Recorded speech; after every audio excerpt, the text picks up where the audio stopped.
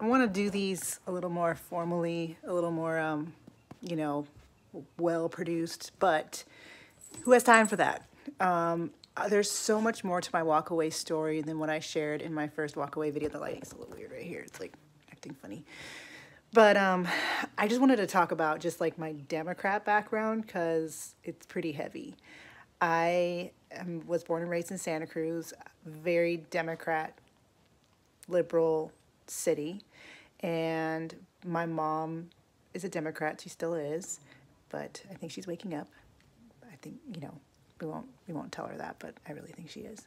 Anyways, and I was raised in a very, you know, just a bubble. I didn't really know anything. All I knew about Republicans was that they were one racist, and I had a couple Republican uncles that liked guns. So that's all I knew about being a Republican. I don't consider myself necessarily a Republican, even though I'm registered. I consider myself a conservative independent. I will abandon the Republican I will abandon the Republican Party with a quickness as soon as they start pushing for less freedoms, just like the Democrats have. And the reason why I'm registered Republican is so that I can vote for certain things here in this county that you can't vote for if you're not registered as a Republican. But by my true political stance is a independent. I will vote for whoever is on the side of freedom, and I'm a conservative. I will always be a conservative. That's someone who, you know, wants to conserve the foundations of this country and keep it great, which is what I believe it is. I don't believe there's a utopia here on this earth, but I do believe that our country is founded on some great principles, and if we follow them, it can lead to a lot of prosperity, like it already has. Anyways, back to my Democrat side.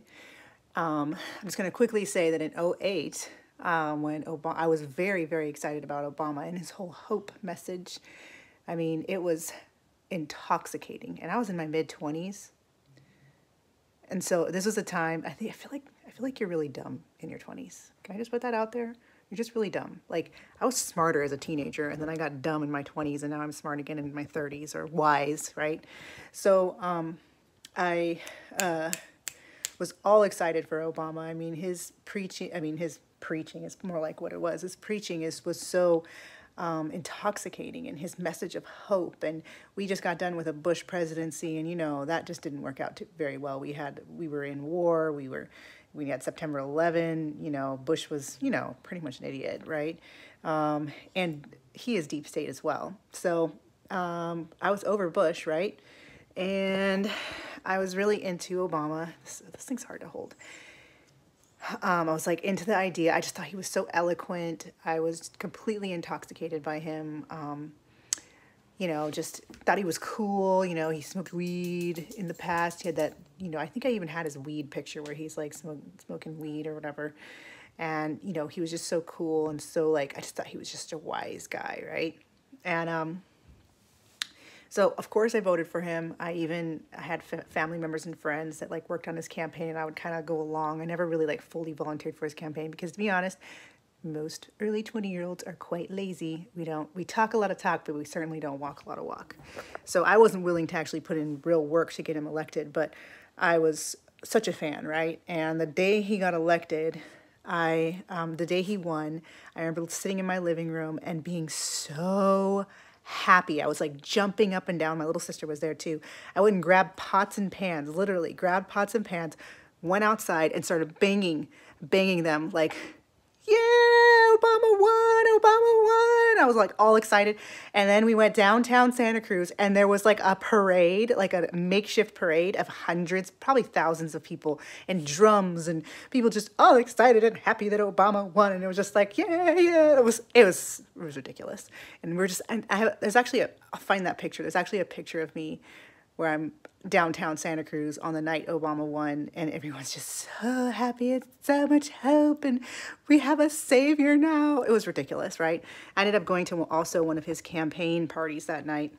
All these people who had worked on the Obama campaign. Like I said, I never worked on it because I was lazy. You know, like I had all this talk, but I didn't do any of the walk, right? And I went to his that party, and everyone was just so happy about Obama, and like he's just gonna bring so much change, and he's so great, and blah blah blah. And anyways, so I just wanted to share how deep I was into the whole Democrat brainwashed side, where I didn't really know my history. I didn't really know much about the party in general. I just knew about what was on the mainstream media and what was being forced and fed to me by family members, friends, liberal town, mainstream media, everything else. And you know, you have this like, you're supposed to, because you're black, have this like blind alliance for black people. And so if you didn't vote for Obama, like, how dare you? I'm going to stop it there because I want to give more about why I left. Because I left during Obama. There were some things he did that extremely disappointed me. Basically, he just furthered the Bush agenda. Okay? That's what he did. He was just another Bushama, okay? He was a deep state. He's deep state, dude. And he didn't bring no hope. And he's very wealthy now, and he's sitting pretty, and people love that dude still. I mean, he's still, like, untouchable. This is really weird lighting, but anyways, I left during Obama. I didn't vote for him the second term. I didn't vote at all the second term, actually. I don't even remember who he went against. It'll come back to me, but yeah, over him. And he's very much protected, But anyways, I just wanted to give a little more background to who I am, why I walked away, or what I was before I walked away. Because I have so many reasons to walk away, and now that I have a voice, and now that people actually, you know, want to hear what I have to say, which is so surprising to me, I'm going to be sharing all those reasons. I'll be sharing all of them in a video. And once hopefully I get a camera that I don't have to hold like this. And there's my Rico begging, and there's my Melon. They care nothing about all of this. All right, God bless.